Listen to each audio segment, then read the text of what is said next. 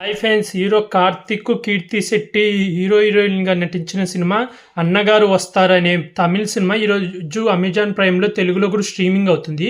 ఇది సంక్రాంతికి తమిళ్లో రిలీజ్ అయింది. అయితే తెలుగులోకి డబ్ చేసి రిలీజ్ చేయలేదు, ఎందుకంటే చాలా మూవీస్ ఉన్నాయని చెప్పి థియేటర్లు దొరక్క రిలీజ్ చేయలేదు.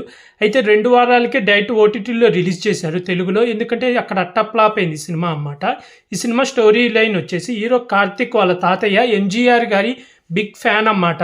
అయితే ఎంజీఆర్ చనిపోయిన రోజే హీరో కార్తిక్ పుడతాడన్నమాట. దాంతో ఆయనే ఎంజీఆరే తనకు మనవడుగా పుట్టాడని వాళ్ళ తాతయ్య హీరోకి ఆ పేరు పెట్టి హీరో ఎంతో ప్రేమగా పెంచుతాడన్నమాట ఆ యాక్టర్ అవ్వాలని. కానీ హీరో పోలీస్ ఆఫీసర్ అవుతాడు. అయితే ఒకరోజు అనుకోకుండా హీరో శరీరంలోకి ఎంజీఆర్ గారి ఆత్మ వస్తుంది.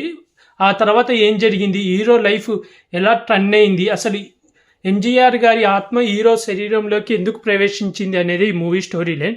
మూవీ ఎలా ఉందంటే కాన్సెప్ట్ అయితే కొత్తగా బాగానే ఉంది, కానీ తీసిన విధానం సరిగ్గా తీయలేదు, అంతగా నచ్చలేదు. Only 1 time watchable. ఇందులో ప్లస్లు వచ్చి కార్తిక్ గారి యాక్టింగే చాలా బాగా యాడ్ చేశారు. 2 డిఫరెంట్ రోల్స్ ఉంటాయి అన్నమాట. చాలా బాగా అయితే యాడ్ చేశారు. హీరోయిన్ ఉందంటే ఉంది పేరుకి.